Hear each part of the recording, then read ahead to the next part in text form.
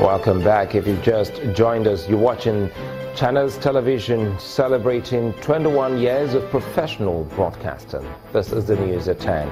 A reminder of our major stories tonight. Twin explosions rock Maiduguri, Borno State, killing at least 5 people and leaving many injured. Federal government gives assurance of the rescue of more Chibok girls as the Nigeria Air Force promises to ensure their safety as anti-insurgency operations continue. NLC and TUC prepare a showdown over the crisis in the Federal Medical Center in Owerri. Give federal government 21-day ultimatum to resolve dispute. And bloodbath in the Central African Republic as clashes between militia groups leave 25 people killed.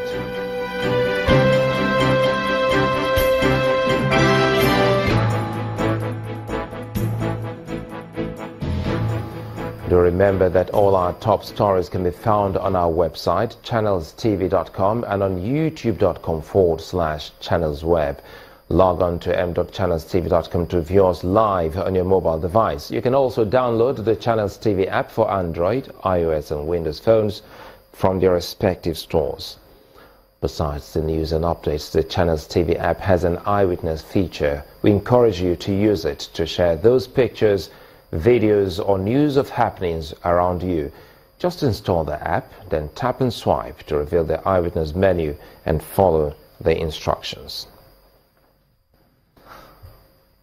It's your turn now. We bring you some of the pictures you sent into our eyewitness portal. First is this one from Onitsha Enugu Federal Expressway Umunya in Anambra State, showing a bad road.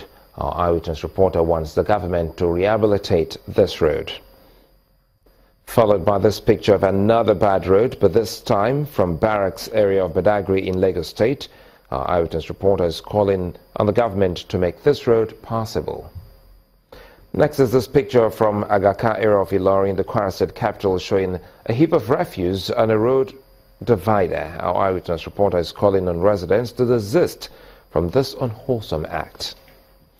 Finally is this one from Abeokuta, the Ogun State capital, around the Oko Stretch axis, showing a collapsed bridge. Our eyewitness reporter wants the government to repair the bridge. Well, thank you for sending in those pictures, and we hope you keep them coming. Now, the National Council of Information is brainstorming on how to improve information dissemination through information and digital technology. The conference tagged leveraging on information and digital technology to sustain the change agenda of government is geared towards the adoption of scientific approach to communicate policies, programs and performance of the government to the people. It's the 46th meeting of the National Council of Information. Gathered here at the event center in Asaba are over 500 delegates from 29 states of the Federation and the FCT Abuja. Declaring the event open, the host governor, Dr. Ifeanyi Okowa, says that information management should be handled professionally so as to maximize its value in public administration and corporate governance. When governments suffer from credibility crisis, the problem is often traceable to improper, inadequate and inefficient information management that creates a chasm and fuels distrust between the government and their leaders. Participants at the event also lamented the fact that some members of the public seek to distort information through the use of social media.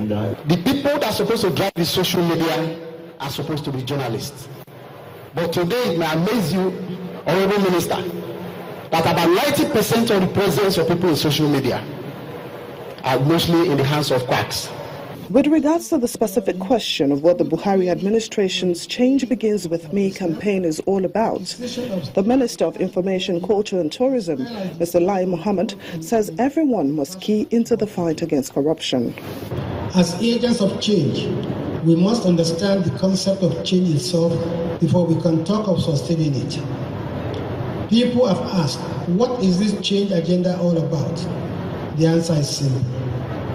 It is a change from impunity to accountability, change from corruption to transparency, change from a monoproduct economy to a diversified economy.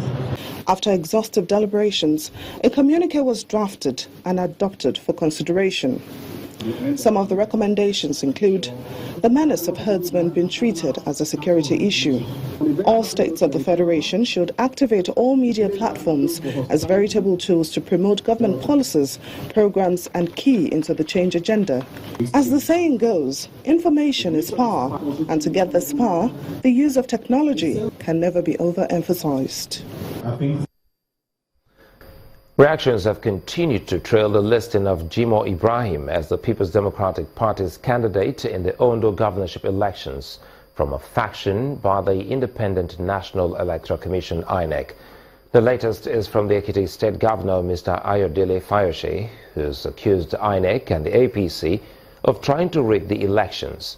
Governor Fayose insists if nothing is done to save the nation's democracy, the country's future is bleak.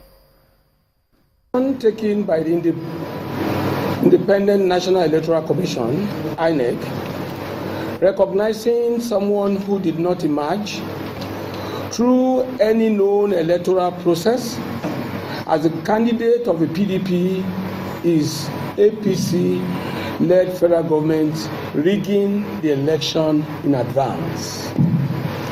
The APC has decided to rig the Ondo state election even before it is conducted. And this is sad commentary for our democratic process that was near perfection before the advent of this administration. The question to ask INEC is, having accepted the candidates presented by the McAfee-led PDP National Caretaker Committee for the Edo State election, relying on the judgment of the Federal High Court, Port Harcourt, despite the Abuja Federal High Court order at the time.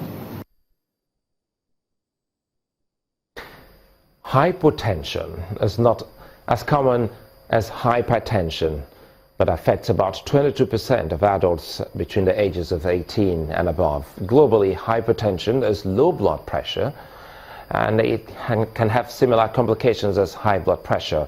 On our Focus on Health tonight, our correspondent Yomi Otaigbe highlights the need to know more about hypertension, which may be a signal to an underlying medical condition.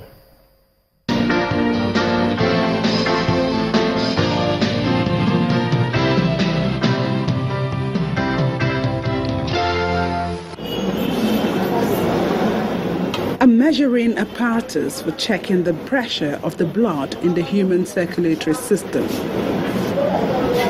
Most of the time, attention is on high blood pressure, but there's also the equally silent low blood pressure or hypotension to watch out for. The normal blood pressure is between 90 to 120 over 60 to 80. So anything lower than 90 over 60 with time is as hypotension. They're not uncommon. Usually is secondary to some diseases. There are people that are naturally, their blood pressure is 80, 60, 80, 55, and they're doing well. Such people, if they are not symptomatic, there's nothing to really worry about. The problem comes when there are symptoms. Hypotension will seem to be a blood pressure reading to strive for. But for some people, it can cause mild symptoms, and in severe cases, low blood pressure can be life-threatening. Now, when someone has low blood pressure that has clinical relevance, the ability of the organs to receive blood becomes impaired. The commonest organ that will suffer will be the brain. The brain will not receive enough blood supply. So individuals may feel very dizzy, may have blurry vision.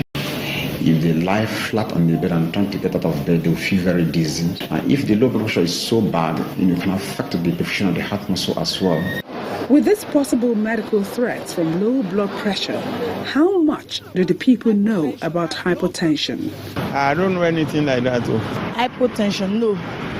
I think I remember in school I heard about hypotension. And what's it about? Maybe low blood pressure, kind of the opposite of hyper. Yeah.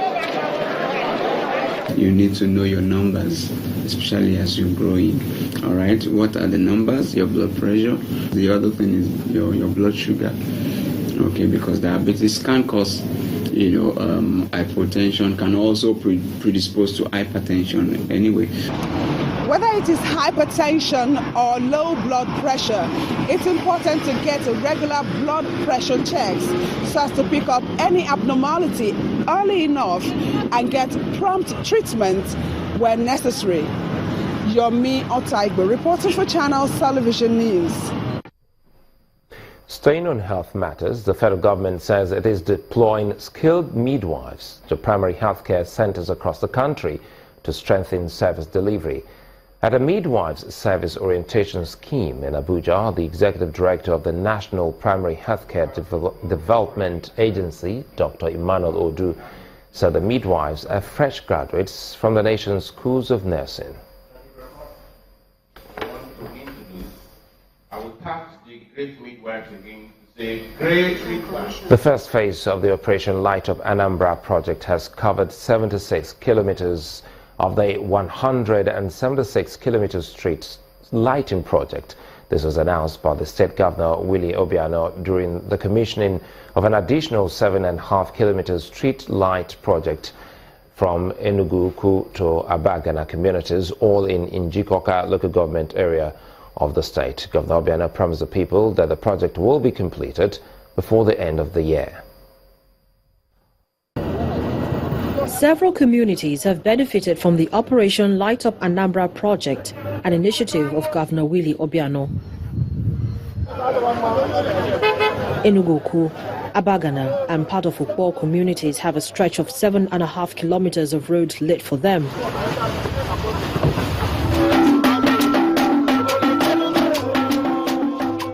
Arriving at the venue for the ceremony, the governor and his wife, Ebele Chukwu, are received by the deputy governor, Mr. Nkem Okeke, the state service commanders, government functionaries, and people of Abagana and Enugu. The governor reminds the people that though the infrastructure will beautify the state, the sole aim is to improve the state's economy and reduce petty crimes. He gives his word that the project will be completed before December. This is part of the 176-kilometer street lighting project that we are doing in the first phase.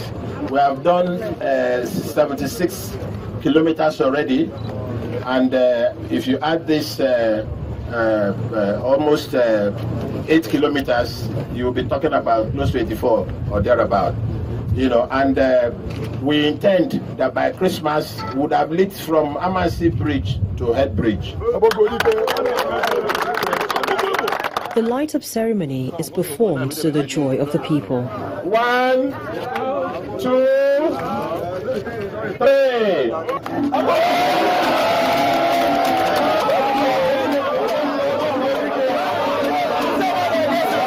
The State Commissioner for Public Utilities and Rural Development, Mr. Obi Nwankwo, explains that the project will cover the 3 senatorial zones.